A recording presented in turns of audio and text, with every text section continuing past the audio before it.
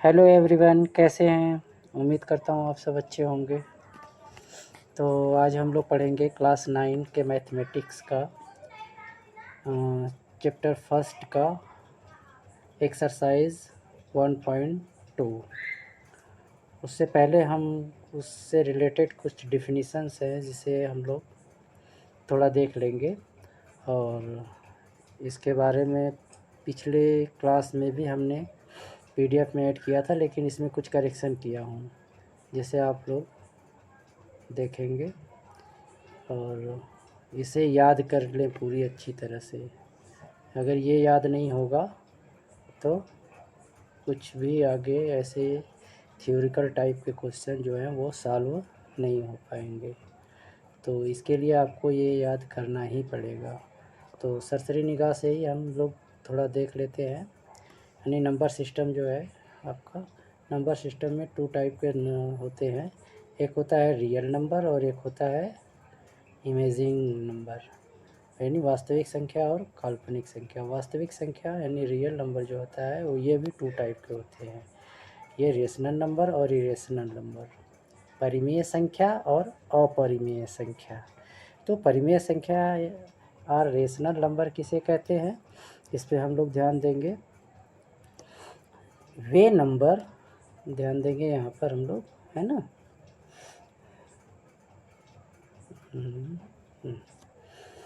वे number जिनको P/Q यानी P/Q, P/Q के फॉर्म में लिखा जा सकता है। जैसे एग्जांपल 5/1, 2/5, 3/5 या पाई का मान आप जानते हैं ना। पाई का मान कितना होता है पता है? 22/7 यानी 22/7। और इसको जब डिवाइड करते हैं तो 3.14 आता है वैल्यू। तो इसे आप लोग ध्यान देंगे। और पूर्ण संख्या, तो पाई परिमेय संख्या के अंतर्गत प्राकृतिक संख्याएं, पूर्ण संख्याएं यानी नेचुरल नंबर और होल नंबर और इंटीगर पूर्णांक भी आते हैं। परिमेय संख्या जो होती है वो कितने टाइप की? 2 टाइप की होती है। एक होता है दशमलव संख्या, डेसिमल नंबर, एंड पूर्णांक संख्या, इंटीगर्स, है ना। तो ध्यान देंगे आप लोग यहाँ पर दशमलव संख्या में। जैसे दशमलव संख्या में भी इसके भी 2 पार्ट हैं, समझ गए कि नहीं। एक होता है शांत दशमलव और एक होता है अशांत दशमलव। ये वाला जो मैं एग्जाम्पल लिखा हूँ ये है आपका शांत दशमलव, ये है शांत, और ये जो एग्जाम्पल दिया हूँ ये है अशांत दशमलव, है ना।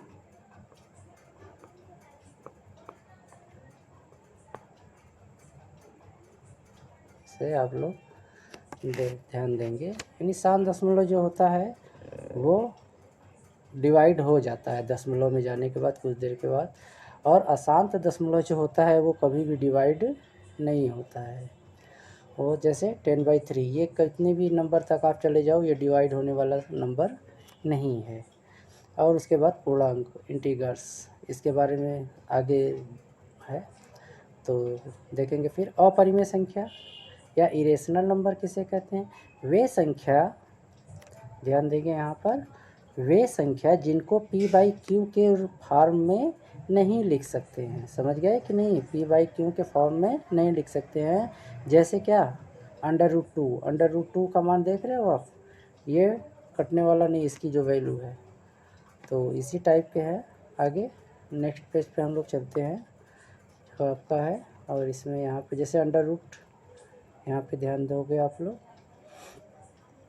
√3 की वैल्यू जो उपर्युक्त के आगे नहीं पता कितना शून्य लगेगा। समझ गए कि नहीं? इनके आगे कितना शून्य लगेगा ये हमें पता नहीं है। इरेशनल नंबर में अंकों की पुनरावृत्ति नहीं होती है, यानी उसके बाद डिवाइड करेंगे तो अंकों की संख्या की पुनरावृत्ति नहीं होती। जैसे 10/3 होता है तो इसका मान क्या आता है 3.3333 ऐसे आता है।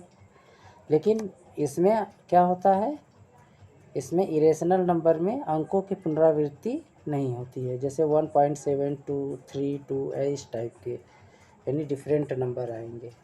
अब उसके बाद हम लोग आगे नेक्स्ट पॉइंट पे देखते हैं, नेचुरल नंबर यानी प्राकृतिक संख्याएं, है ना। इसमें जैसे प्राकृतिक संख्या, देखो ध्यान देना यहाँ पे, नेचुरल नंबर और होल नंबर में जो डिफरेंट है उसे हमेशा आप लोग ध्यान में रखोगे। जैसे नेचुरल नंबर क्या है 1 2 3 4 5 6 7 8 9 यानी इन्फिनिटी तक, यह प्राकृतिक संख्याएं हैं। प्रत्येक प्राकृतिक संख्या यानी नेचुरल नंबर एक पूर्ण संख्या यानी होल नंबर होती है। समझ गए कि नहीं। यानी जो प्राकृतिक संख्या है वो होल नंबर तो यानी नेचुरल नंबर वो हो यानी पूर्ण संख्या तो बन सकती है, लेकिन किंतु यहाँ पे ध्यान दोगे, प्रत्येक पूर्ण संख्या यानी होल नंबर जो है वह प्राकृतिक संख्या नहीं होती है। इसके बारे में पिछली क्लास में मैंने आप लोगों को बताया भी था। यह मतलब यहाँ पर क्या हो जाएगा, क्योंकि प्राकृतिक संख्या 1 से स्टार्ट होती है और होल नंबर जो पूर्ण संख्या है वो किससे स्टार्ट होती है, 0 से स्टार्ट होती है। तो यहाँ पे आप लोग ध्यान देंगे इस बात को, समझ गए। प्राकृतिक संख्याओं को एन से यानी एन जो है नेचुरल नंबर किससे स्टार्ट होता है, एन से। नेचुरल यानी एन, उसका फर्स्ट लेटर एन ले लिया गया है, तो प्राकृतिक संख्या को एन से इंडिकेट करते हैं। पूर्णांक इंटीगर्स आ गया, वही अभी जो पीछे मैं बता रहा था।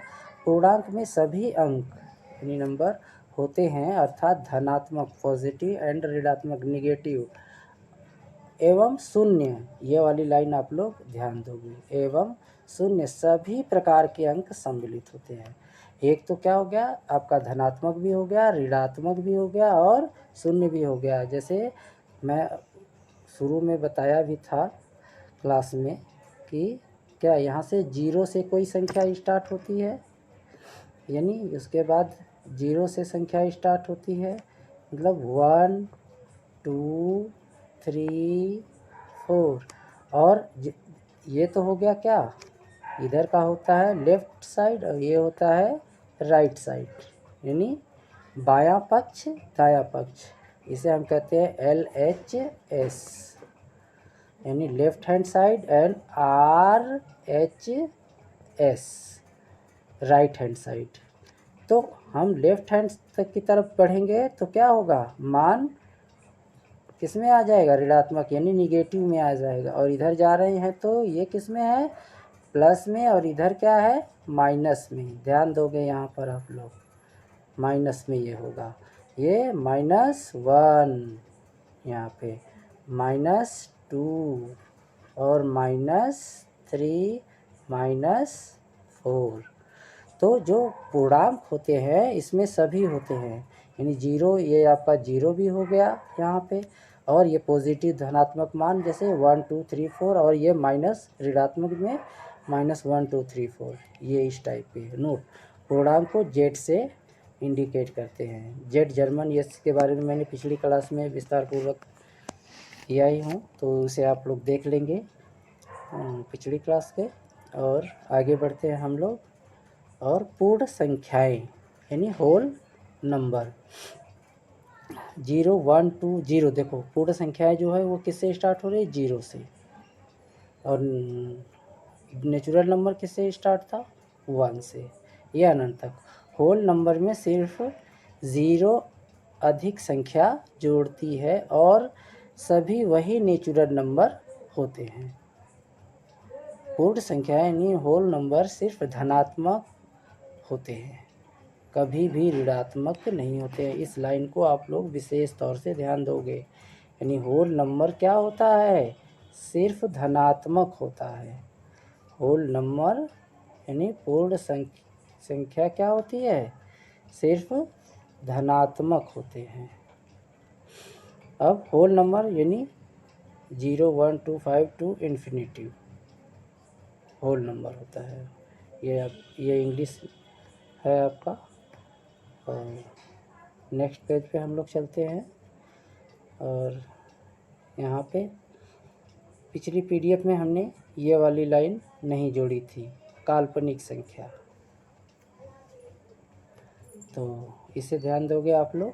यानी काल्पनिक संख्या इमेजिनिंग नंबर किसी भी संख्या का वर्ग करने पर मान ऋणात्मक ही रहता है। जैसे √-1,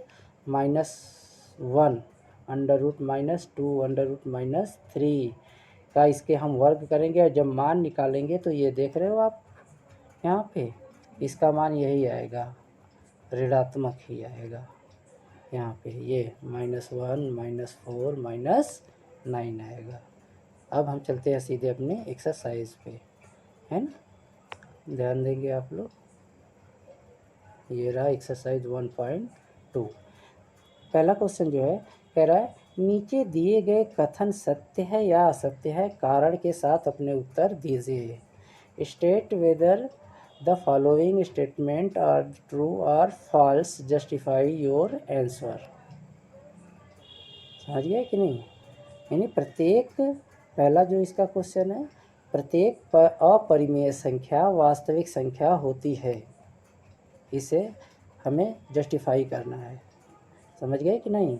तो every irrational number is a real number, तो इसका उत्तर क्या होगा, ध्यान दोगे आप लोग। ये क्या है, ये सत्य है। ये क्या है, ये आपका सत्य है, क्योंकि वास्तविक संख्या परिमेय संख्या और अपरिमेय संख्या का संग्रह है। वास्तविक संख्या किससे बनती है, परिमेय और अपरिमेय दोनों से। दूसरा क्वेश्चन जो है कह रहा है संख्या रेखा का प्रत्येक बिंदु √m के रूप का होता है, जहां m एक प्राकृतिक संख्या है। ध्यान दोगे, m क्या है, एक प्राकृतिक संख्या है। यानी every point on the number line is of the form √m where m is a natural number. तो ये क्या है, ये असत्य है। ये क्या है, असत्य है ना, ध्यान दोगे आप लोग, ये असत्य है। क्यों? क्योंकि संख्या रेखा वास्तविक संख्या का समूह होता है, जिसमें परिमेय और अपरिमेय दोनों विद्यमान होते हैं। समझ गए कि नहीं? जिनमें परिमेय और अपरिमेय दोनों होते हैं। और नेक्स्ट क्वेश्चन जो है, थर्ड जो है, प्रत्येक वास्तविक संख्या एक अपरिमेय संख्या होती है। क्या कह रहा है, यानी प्रत्येक वास्तविक संख्या, यानी every real number is a irrational number.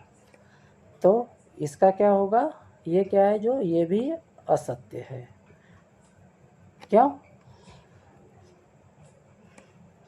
क्योंकि वास्तविक संख्या परिमेय और अपरिमेय का संग्रह है, ये पहले ही मैं बता दिया हूँ।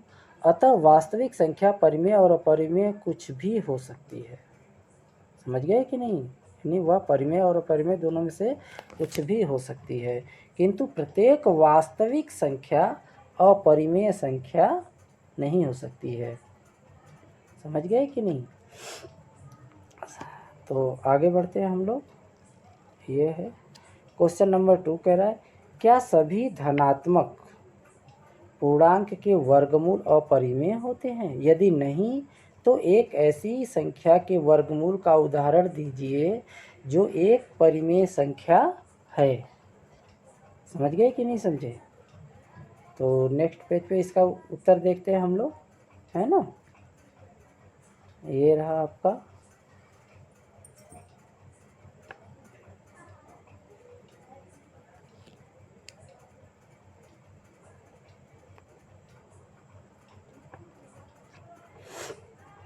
कह रहा are the square root of all positive integers irrational if not give an example of the square root of a number that is a rational number। Answer नहीं।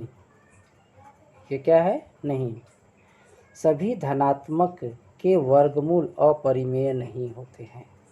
जैसे ये क्या है, √4 का वर्गमूल लोगे तो 2 आएगा, √9 का वर्गमूल लोगे तो 3 आएगा यदि संख्याएं जैसे 4 माने जाते हैं। अब आगे हम लोग देखेंगे थोड़ा सा इसके बारे में विस्तार से, इसका हम लोग थोड़ा विस्तार से अध्ययन करेंगे, है ना, इस क्वेश्चन का। फिर यहाँ 2 और 3 परिमेय संख्याएं हैं। इस प्रकार सभी धनात्मक पूर्णांकों के वर्गमूल अपरिमेय नहीं होते हैं।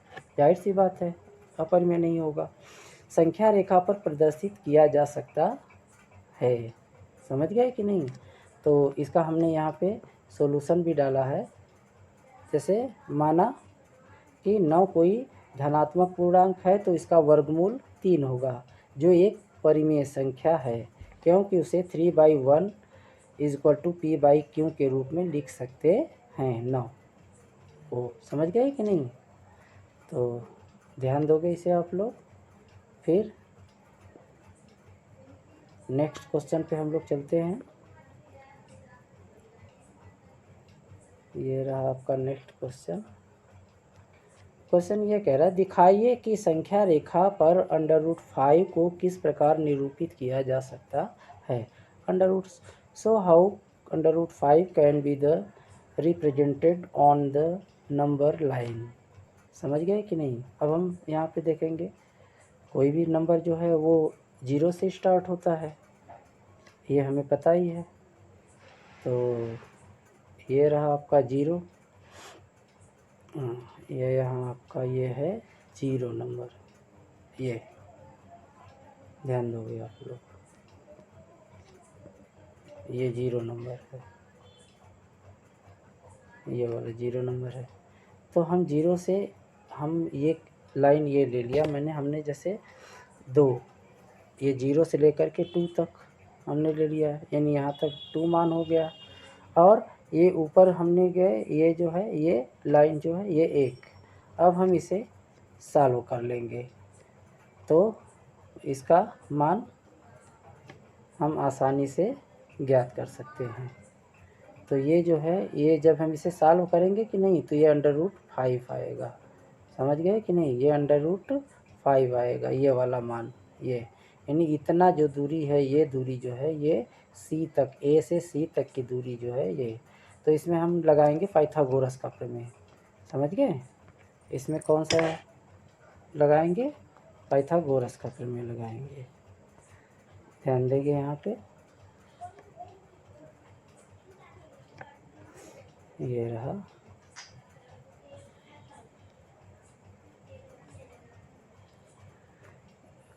उसमें जो दिया हुआ था उसमें, यानी संख्या रेखा पर 2 का प्रतिनिधित्व करने वाला एक बिंदु A है, जो अभी आपने पीछे देखा, अंकित करें, और AO या OA के लंबवत इकाई, लंबवत यानी सीधी रेखा, इस तरह से जो आ रही है रेखा, ये लंबवत रेखा ये होती है, का AB बनाइए। फिर O को केंद्र मानकर और OB को त्रिज्या मानकर रेखांकन करें। एक चाप संख्या रेखा को C पर प्रतिच्छेद करता है। C प्रतिनिधित्व कर रहा है किसका? √5 का। कैसे? यहाँ पे हम पाइथागोरस प्रमेय से इसे समझने का प्रयास करेंगे। ध्यान देंगे आप लोग। यहाँ पे ये रहा, यानी ये आपका जो त्रिभुज है उसको, यानी कोण AOB, यानी ये आपने लिया हुआ था, ये इस टाइप का था, ये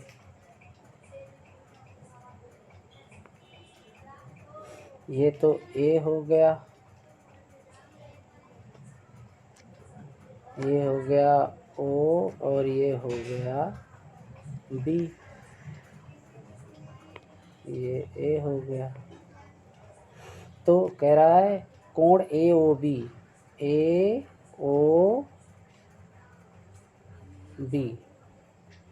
नहीं गलत हो गया यहाँ पे, ये बिंदु A यहाँ पे रहेगा और O यहाँ पे रहेगा। A, एक मिनट थोड़ा सा,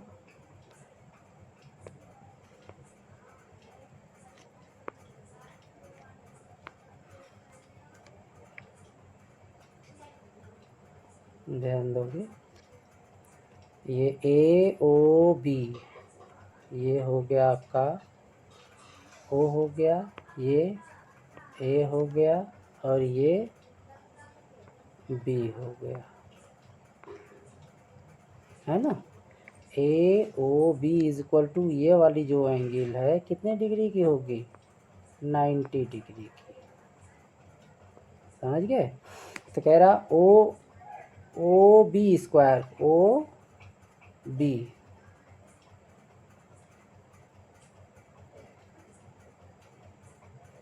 यहाँ पे थोड़ा सा ये मिस्टेक हो गया फिगर बनाने में, थोड़ा ध्यान दोगे आप लोग। ओ बी, ये बिंदु आपका ओ है, एक मिनट, ये है ओ, ये ओ है, ये ओ है, ये ए है। तो यहाँ पे होगा क्या आपका ओ ए बी, ये वाला यहाँ पे ये ओ हो जाएगा, ये ए हो जाएगा, ये एंगल यहाँ पे, यहीं पे थोड़ा सा मिस्टेक हो गया था। ओ ए बी अब यहाँ पे सही हो गया। तो अब ओ बी ये वाला जो, इसे हम क्या कहते हैं, इसे हिंदी में हम लोग कर्ण बोलते हैं, और इसे लंब बोलते हैं, और इसे क्या बोलते हैं, आधार। और पाइथागोरस का प्रमेय आपको याद है कि नहीं।